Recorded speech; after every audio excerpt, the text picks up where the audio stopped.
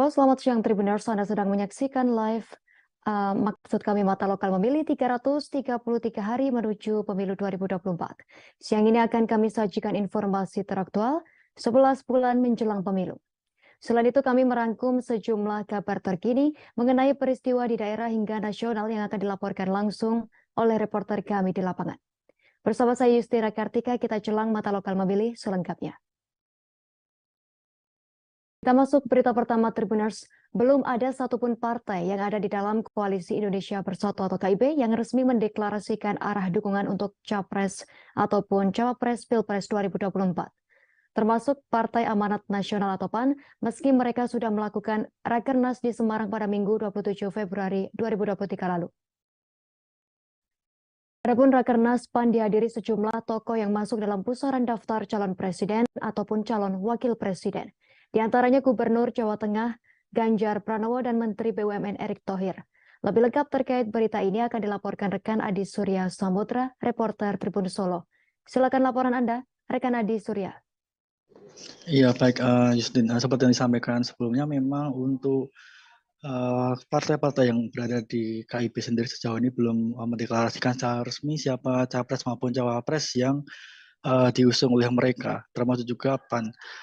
Meskipun Ketua Umum mereka Zulkifli Hasan sempat memberikan sinyal kepada dalam Rakernas PAN beberapa waktu lalu, di mana Zulkifli sendiri memberi sinyal terkait dukungannya terhadap Ganjar dan Erick Thohir.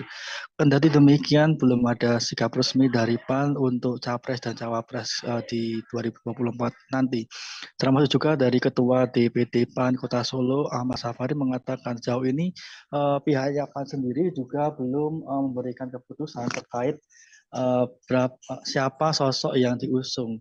Kendati demikian, sejumlah DPD di tiap kota kabupaten se-Indonesia sudah memberikan setidaknya 10 nama kepada DPP PAN, termasuk juga Ganjar Pranowo, Erick Thohir, kemudian Erlangga Hartarto itu juga masuk dalam 10 nama yang khususnya diajukan oleh DPD PAN Kota Solo kepada DPP PAN. Kendati demikian, dari DPP sejauh ini belum memutuskan, dan dari Sapari sendiri juga memahami bahwa memang untuk pemilihan sosok capres dan cawapres sendiri memang tidak bisa langsung. Maksudnya adalah harus berhati-hati dan harus melihat peta politik yang nantinya akan terjadi di tahun 2024 nanti. Demikian yang bisa saya sampaikan, kembali ke rekan Justina. Baik, terima kasih atas laporan Anda rekan Adi Surya Samudra, reporter Tribun Solo. Selamat bertugas kembali. Berikut wawancara kami bersama Ketua DPD PAN Kota Solo Ahmad Safari. Hasil survei itu kan kejar-kejar antara Pak Ganjar, Pak Prabowo, Pak Anies, ya saja lah. Nanti ketahui yang akan memilih. Bagaimana kan untuk menentukan presiden kan juga harus hati-hati ya. Jangan sampai presiden itu kita pilih nanti perjuangan asalnya Indonesia kan harus kita punya adil makmur dan sejahtera. Oke. Pak, sebenarnya untuk sosok yang capres dan cawapres yang harus diusung PAN dan koalisinya sendiri, mungkin kriterianya seperti apa Pak ini Pak? Pelaksanaan pencocokan dan penelitian atau coklit data pemilih di Kabupaten Tanah Tidung telah berakhir pada Selasa 14 Maret 2023 lalu. Dari hasil coklit, KPU Tanah Tidung mengungkapkan ada kenaikan data pemilih baru di Tanah Tidung. Anggota KPU Tanah Tidung Divisi Perencanaan Data dan Informasi Bambang Priyonugroho mengatakan kenaikan tersebut cukup banyak. Informasi lebih lengkap terkait berita ini akan dilaporkan reporter Tribun Kaltara rekan Risnawati. Silakan laporan Anda.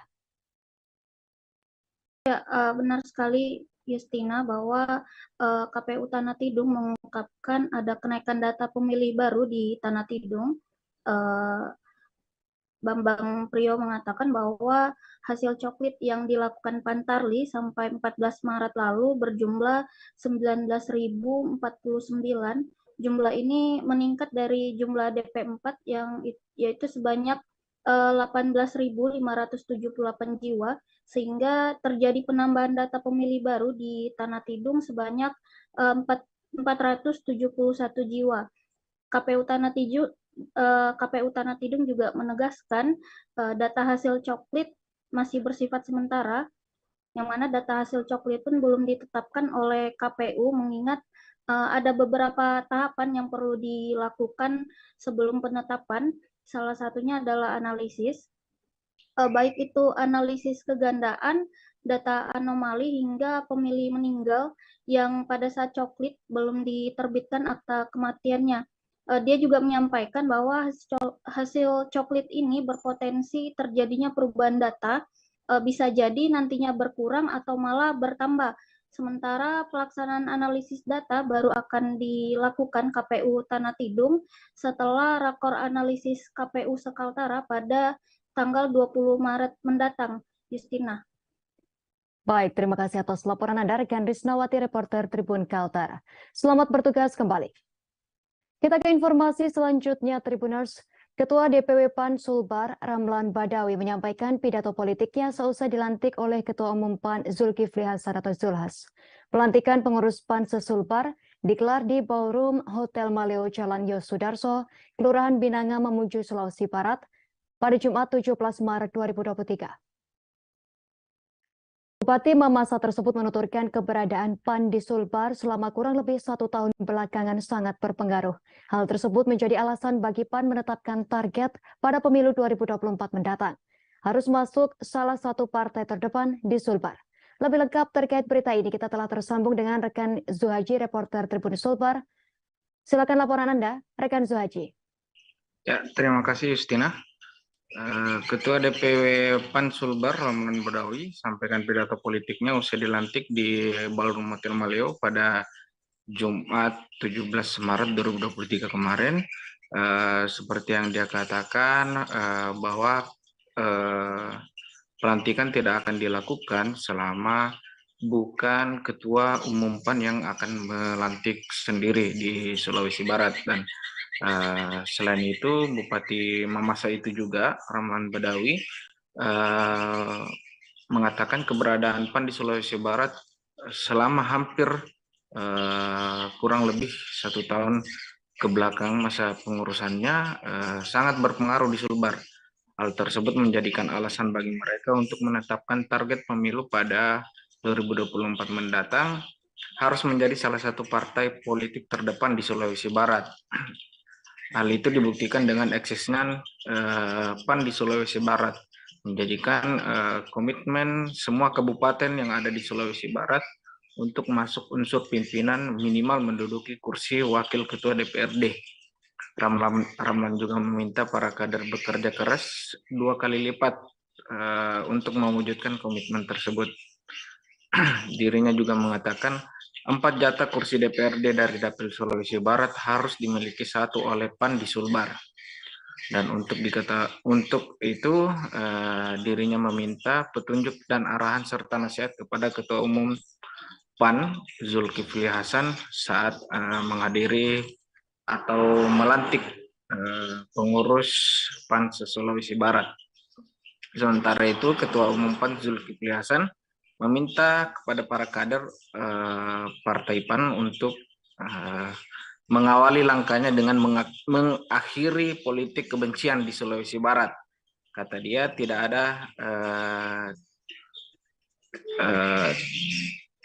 jangan tanamkan politik kebencian. Saya meminta pada para kader untuk menjadi pelopor mengakhiri politik semacam politik kebencian tersebut. Baik, Yusnina.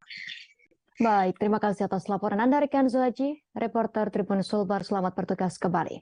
Berikut wawancara kami bersama Ketua Umum PAN Zulkifli Hasan.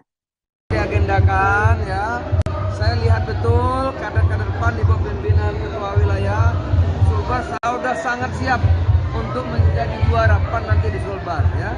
Insya Allah RI punya nanti, provinsi punya pimpinan, kabupaten kota punya pimpinan ya, dan insya Allah nanti gubernur, bupati, wali kota insya Allah nanti dari kader-kader partai. Apa arahannya Pak dari DPP untuk tadi dikutip aja saya pidato 1 jam yang penting nggak mau ambil. Ada lagi? Untuk Capres PAN, usungan parpol Pak terkait. Ketua DPP PKB Daniel Johan menegaskan Pernyataan Ketua Umum PKB Muhaimin Iskandar sangat serius terkait PKB bakal hengkang dari koalisi jika ide Prabowo Subianto dan Ganjar Pranowo terrealisasi. Dikatakan Daniel, PKB berpegang pada hasil muktamar yang mengamanatkan Caimin maju di Pilpres 2024. Daniel pun menyebut PKB dan Gerindra yang akan menentukan capres dan cawapres dengan Caimin sebagai salah satu kandidatnya. Sebelumnya, Ketua Umum Partai Kebangkitan Bangsa PKB Muhaimin Iskandar atau Caimin tak sepakat wacana duet Ketua Umum Partai Gerindra Prabowo Subianto dengan Gubernur Jawa Tengah Ganjar Pranowo di Pilpres 2024. Caimin menanyakan partai politik atau parpol yang akan mengusung apabila duet Prabowo-Ganjar terjadi. Ia menegaskan jika sesuai hasil muktamar, PKB sudah jelas memutuskan untuk mengusung dirinya. Bahkan Caimin menyebut Koalisi Kebangkitan Indonesia Raya atau KIR akan bubar apabila Prabowo memilih Ganjar sebagai cawapres. Tak hanya itu, ia menegaskan partainya masih bisa kemana-mana bila deklarasi capres dan cawapres tak jadi sebelum bulan puasa. Deklarasi capres-cawapres sebelum bulan puasa ini merupakan hasil rekomendasi Ijtima Ulama Nusantara yang digelar Dewan Syuro DPP PKB. Caimin menyebut Gerindra dan PKB akan menggelar rapat membahas terkait rekomendasi Ijtima Ulama Nusantara tersebut pada minggu depan. Kendati demikian, Caimin menuturkan bahwa sejauh ini koalisi Gerindra PKB masih sangat solid.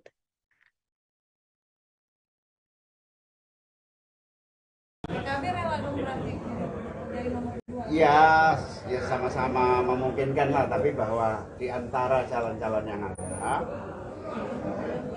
selain saya sendiri tentu saja ya. Berarti ini mematahkan bahwa Ganjar Prabowo itu tidak akan mungkin terjadi ya Gus? Sampai hari ini saya belum mendengar ya satu partai pun yang mengusung itu, dan PKB tidak tertarik mengusung itu. Berarti kemarin foto bersama Prabowo Ganjar itu dalam artian bukan? Saya nggak tahu, itu bukan urusan PKB. Tiba-tiba memilih Ganjar, PKB. Ya berarti koalisinya bubar dong. Ya tuh. Tapi sampai saat ini masih solid ya Cak ya? Sampai hari ini solid, tidak ada. Bahkan usulan pasangan baru alternatif belum pernah muncul dalam rapat-rapat kita dengan Gerindra. Nanti biar koalisi nggak bubar, Prabowo Caimin gitu ya? Ya itu nanti kita pada saatnya kita umumkan. Kapan ya Cak kira-kira? Ya semoga sambil menunggu. Ijtima Ulama kan juga sudah mendorong. Ya sambil menunggu tadi saya sampaikan. PKB Gerindra juga menunggu konstelasi pasangan-pasangan lainnya. Hari ini belum ada yang muncul. Katanya Anies juga belum tahu sama siapa, apa jadi maju. Apakah semua ini menunggu PD Perjuangan untuk mengumumkan calonnya ya Gus? Ya saling menunggu semua partai saya kira. Berarti bukan intinya di PD Perjuangan ya? Ya semua saling menjajaki lah. Dalam beberapa pekan terakhir sejak diumumkan sebagai bakal calon presiden dari Partai Nasional Demokrat, Anies Baswedan kerap berkunjung ke sejumlah daerah menemui warga dan tokoh masyarakat. Sejumlah pihak menyebut Anies curi start kampanye, bahkan ada yang melaporkannya ke Bawaslu Republik Indonesia. Namun laporan dugaan curi start kampanye yang dilakukan Anies Baswedan dinyatakan Badan Pengawas Pemilu Bawaslu RI tak dapat diregister sebagai pelanggaran. Namun demikian, meski tak dapat diproses secara hukum, Bawaslu RI menegaskan bahwa safari politik yang dilakukan Anies Baswedan bermasalah dari segi etika. Anies Baswedan membantah pernyataan yang menyebut dirinya sering bersafari politik disebut sebagai upaya melakukan kampanye lebih awal atau mencuri start dalam kontestasi pemilihan presiden atau Pilpres 2024. Bakal calon presiden dari Koalisi Perubahan itu menyebut keliru bila disebut curi start untuk kampanye Pilpres 2024. Menurutnya, kata curi start tersebut seperti nyelonong tetapi tak demikian karena ia hanya akselerasi. Anies menuturkan akselerasi itu seperti dalam sebuah sekolah dan dilakukannya bersama 3 partai yakni Demokrat, PKS, dan Nasional Demokrat. Mantan Gubernur DKI Jakarta tersebut lebih senang menyebut kegiatan safari politiknya sebagai head start atau akselerasi seperti dalam sekolah. Ia lantas mengatakan tak semua mampu menjalani kelas akselerasi karena memiliki kemampuan melakukan tugas. Itulah sebabnya Anies berujar kelas akselerasi hanya diambil oleh siswa yang memiliki kecukupan kemampuan untuk mengerjakan tugas yang lebih. Ia lantas menyebut kunjungan Anies Baswedan merupakan permintaan dari sejumlah elemen termasuk relawan. Dari informasi yang diterima, Anies Baswedan diantaranya akan tiba di Surabaya dan salat Jumat di Masjid Nasional Al-Akbar, Surabaya. Kemudian setelah makan siang akan bertemu kalangan relawan. Maksud kami ini akan berlangsung di Diandra Convention Center. Kegiatan Anies Baswedan akan berlangsung malam harinya dengan bertemu kalangan parpol koalisi. Seperti diketahui, Anies Baswedan saat ini diusung Nasional Demokrat, dan PKS untuk Pilpres 2024. Di hari selanjutnya, Anies Baswedan dijadwalkan bakal menggelar kegiatan di Sampang, Madura. Sementara pada Minggu 19 Maret 2023 pagi, diantaranya Anies Baswedan direncanakan akan melakukan kegiatan jalan santai dan parade budaya serta festival menanam kebaikan menjemput perubahan. Awe membantah jika kunjungan Anies merupakan bagian dari kampanye. Di samping itu, saat ini disebut belum memasuki tahapan kampanye lantaran belum ada kontestan yang telah diputuskan resmi oleh KPU. Sehingga menurut Awe, kunjungan ke Jawa Timur tak dalam rangka kampanye Anies. Sebelumnya, sebagai persiapan kedatangan Anies, 3 pimpinan parpol koalisi di tingkat Jawa Timur, yakni Nasional Demokrat, dan PKS telah menggelar pertemuan di kantor DPW Partai Nasional Demokrat Jawa Timur pada Rabu 8 Maret 2023 lalu. Selain membahas persiapan, mereka memastikan dalam kondisi solid sebagai poros koalisi. Ketua DPW Partai Nasional Demokrat Jatim, Sri Sajekti Suyunadi, menjelaskan Anies bakal menemui berbagai unsur masyarakat, misalnya simpul relawan yang menginginkan bisa bertemu. JNT mengaku pihaknya bersyukur lantaran berbagai simpul relawan masyarakat terus berdatangan. Sementara itu, Ketua DPW PKS Jatim Irwan Setiawan memastikan partainya bersama 2 parpol lain sebagai anggota Koalisi Perubahan Solid di Jawa Timur. Di tempat yang sama, Ketua DPD Partai Demokrat Jatim Emil Elestianto Dardak menyatakan pertemuan parpol pendukung Anies Baswedan di Jawa Timur juga untuk membangun kebersamaan. Hal tersebut menjadi modal penting. Insya Allah pertemuan ini menjadi awalan.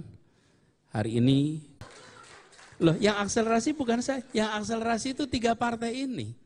3 partai ini melakukan akselerasi. Karena 3 partai ini memikirkan untuk hari ini, 3 partai ini bisa kemana-mana dengan leluasa. Bang Nasir Jamil bisa keliling kemana-mana leluasa, betul nggak Bang? 3 partai ini melakukan akselerasi. Ini bukan curi start. Kalau curi start itu kita berada di garis lalu nyari, bukan. Ini aksel. Saya setuju dengan Pak Wiwi tadi, bahwa ini adalah sebuah awal, bukan semata-mata nganggur, ini akselerasi. Hanya mereka yang siap, yang memutuskan untuk bergerak lebih awal. Itu. Demikian informasi terkait mata lokal memilih 333 hari menuju Pilpres 2024. Kita beralih ke informasi terkait berita di daerah dan nasional.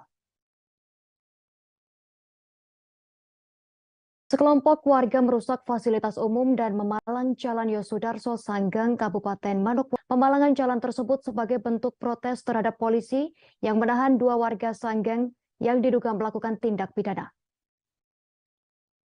Menyebut pemalangan Jalan Yosudarso Sanggeng dilakukan sekelompok warga pada Jumat sekira pukul 1 dini hari waktu Indonesia Timur. Informasi lebih lengkap terkait berita ini akan dilaporkan rekan Marvin Raubapa, reporter Tribun Papua Barat. Silakan laporan Anda, rekan Marvin Raubapa. Baik rekan Justina dan juga Tribuners, di mana saja Anda berada, dapat saya laporkan langsung dari Manokwari, Papua Barat bahwa pada kemarin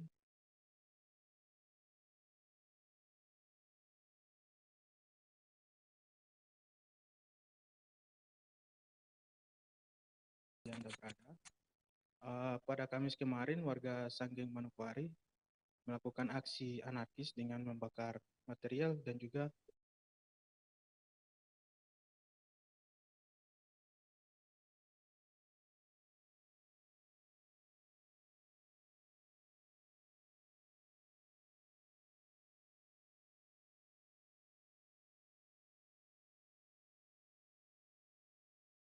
di mana saja Anda berada.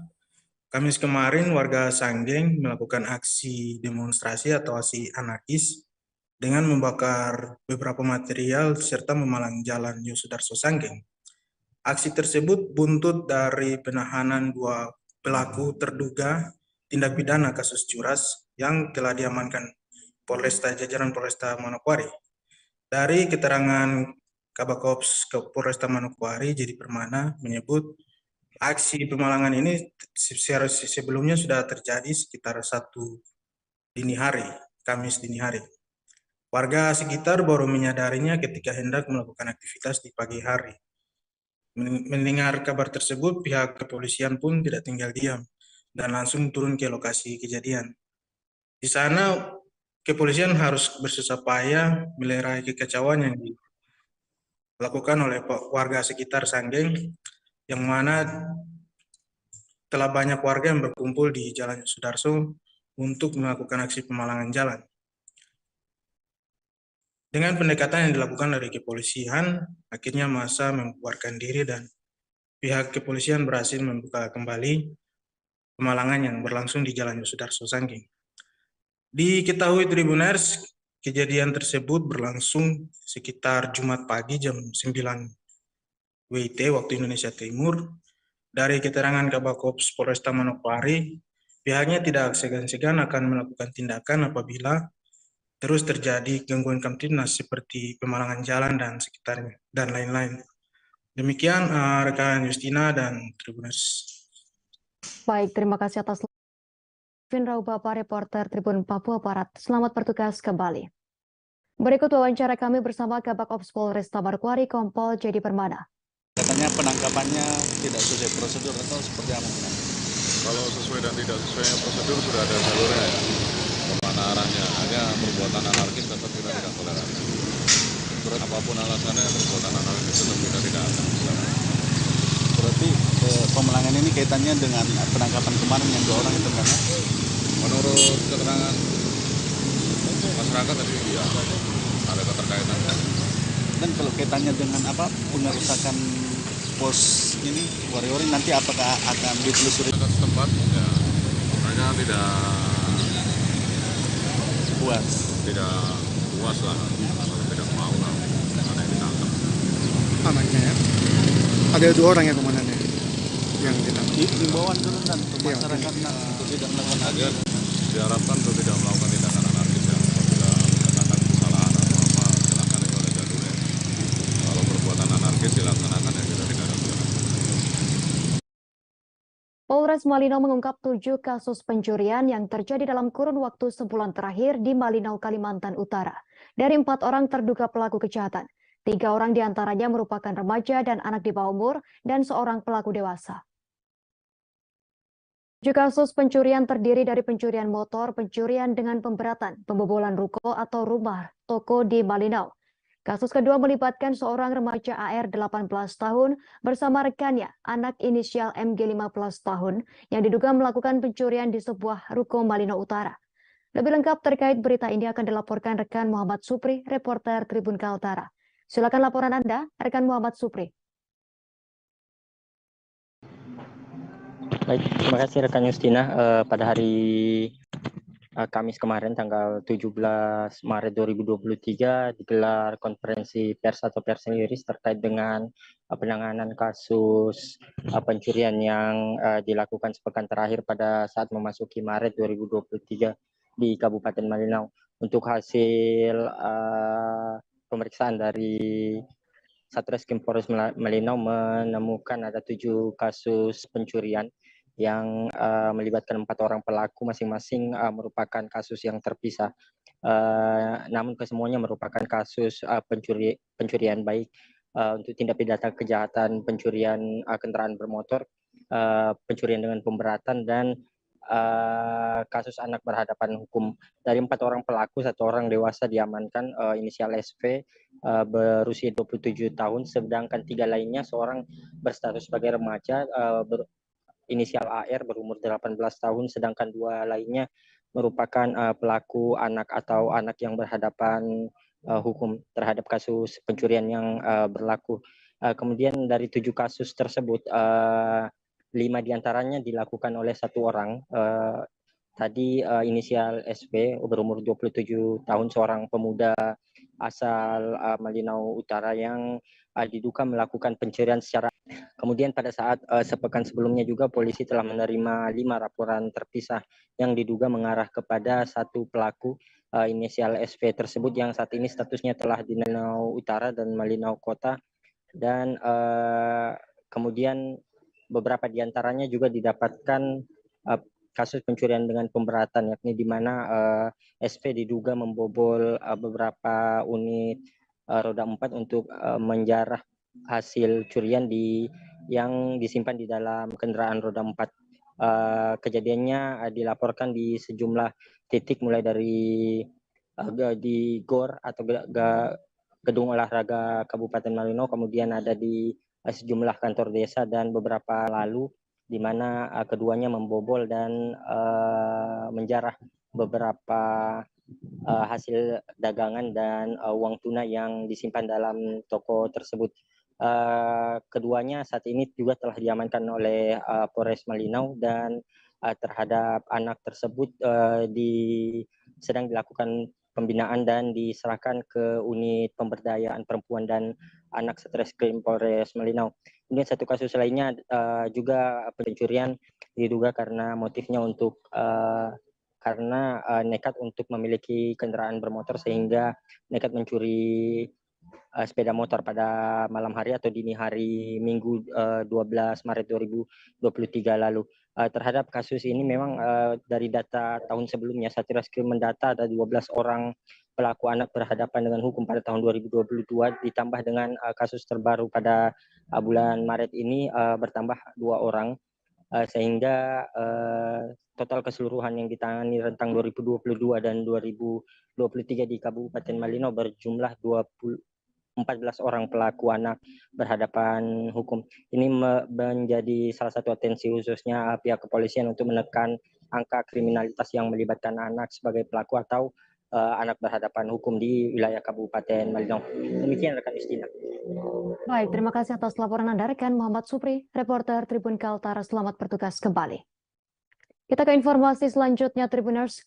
Petugas menemukan korek api dan paku di kamar hunian dalam giat razia yang digelar di Lapas Kelas 2B Majalengka pada Jumat 17 Maret 2023. Kegiatan tersebut selain dalam rangka memperingati Hari Bakti Pemasyarakatan ke-59, guna mencegah terjadinya gangguan keamanan dan ketertiban di dalam lapas. Petugas yang diikuti juga oleh personil TNI Polri tersebut langsung mulai menyisir seluruh kamar hunian. Tak disangka barang yang disebut berbahaya masih ditemukan di dalam area lapas. Informasi lengkapnya akan dilaporkan rekan Eki Yulianto, reporter Tribun Cirebon. Silakan laporan Anda, rekan Eki Yulianto. Ya baik, terima kasih Yusinda. Selamat siang Tribuners. Dapat saya laporkan dari Kabupaten Majalengka, Jawa Barat, bahwa Lapas Kelas 2B Majalengka kembali menggelar razia gabungan pada kamar hunian warga binaan pemasyarakatan. Hal itu demi mencegah potensi gangguan keamanan dan ketertiban. Tak hanya petugas lapas, razia ini juga melibatkan TNI Polri dari Kodim 0617 Majalengka dan Polres Majalengka. Kegiatan tersebut dilaksanakan pada Jumat siang kemarin, yang mana petugas gabungan dipencar menjadi 3 tim. Tim pertama menyasar kamar hunian perempuan yang pada saat kemarin diisi oleh 5 orang. Sementara tim kedua mendatangi kamar hunian yang berada di sisi barat lapas yang kapasitasnya diisi oleh puluhan orang. Nah, lalu tim 3 juga menyasar kamar hunian yang berada di sebelah timur. Nah, seluruh petugas memeriksa satu persatu bagian tubuh napi. Mereka diarahkan untuk keluar kamar hunian terlebih dahulu sebelum petugas memeriksa seluruh area kamar. Barang-barang yang dianggap dilarang pun diamankan dengan cara dimasukkan ke dalam wadah yang telah disiapkan. Nah, setelah diamankan, petugas yang dipimpin Kepala Lapas Majalengka, Wawan Irawan, pun memperlihatkan barang bawaan yang disita tersebut. Nah, Wawan mengatakan pada kemarin bahwa razia gabungan tersebut merupakan langkah deteksi dini peredaran barang berbahaya di dalam lapas, termasuk peredaran benda terlarang lainnya yang berpotensi memicu keamanan dan ketertiban.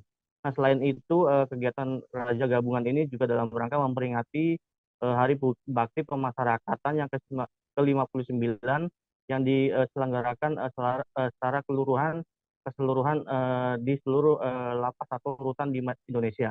Pihaknya bersyukur sinergitas dengan TNI Polri tetap terjaga dengan melibatkan mereka bersama-sama menjaga keamanan dan ketertiban, salah satunya menggelar razia tersebut. Nah, Wawan membeberkan sejumlah barang pun ditemukan petugas di dalam kamar hunian warga binaan, yakni diantaranya sendok, paku, sikat gigi, baterai, korek, api gas, kartu gaple atau remi, kabel, gunting, kuku, dan semacam logam. Nah, dari barang yang diamankan itu, korek api dan paku menjadi barang yang paling berbahaya jika beredar di dalam lapas.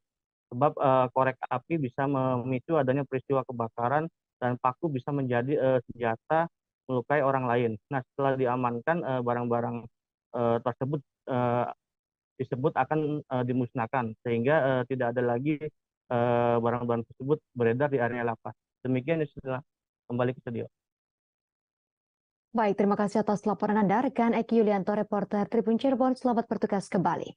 Berikut wawancara kami bersama Kepala Lapas Majalengka, Wawan Irawan. Kita melaksanakan razia gabungan ini dalam rangka memperingati Hari Bakti Pemasyarakatan atau Harbapas yang ke-59 yang diselenggarakan secara keseluruhan. Kebetulan kita ikut menyukseskan juga pelaksanaan razia serentak ini kita laksanakan di Lapas Majalengka. Untuk yang melibatkan apa aja nih Pak? Dalam hal ini kita melibatkan TNI dan Polri.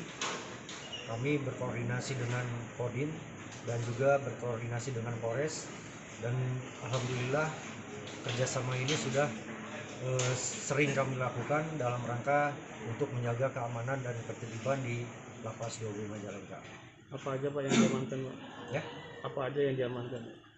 Yang kita amankan di sini adalah ada sendok, ada paku, sikat gigi, baterai, korek api gas, kartu gaple, remi. Seorang pria berinisial DI 26 tahun asal Dusun Perok Barat, Desa Janapria, Kecamatan Janapria, Kabupaten Lombok Tengah, tewas dianiaya rekannya. Peristiwa pembunuhan terjadi pada Rabu 15 Maret 2023, sekira pukul 9:15 pagi waktu Indonesia Tengah. Diketahui saat itu terduga pelaku inisial SW 32 tahun sedang bertamu ke rumah korban. Pelaku masuk ke kamar korban yang saat itu masih tidur dan langsung melakukan penganiayaan terhadap korban. Informasi lengkap terkait berita ini akan dilaporkan reporter Tribun Lombok, rekan Sinto. Silakan laporan Anda, rekan Sinto. Baik, terima kasih rekan Justina. Benar sekali Tribuners bahwasannya telah terjadi pembunuhan di Desa Janapria, Lombok Tengah pada hari Rabu 15 Maret 2023 Tribuners begitu. Dan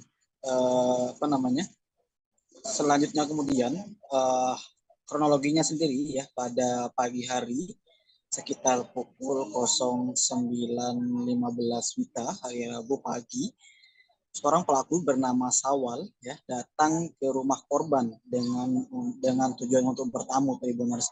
Selanjutnya kemudian pelaku diterima oleh kakak korban yaitu atas nama Dedi yang kemudian langsung membuatkan kopi untuk korban Tribuners. Dia sempat bertanya apa kegiatan Dodi pada pagi hari, di mana kemudian Dedi mengatakan bahwasanya Dodi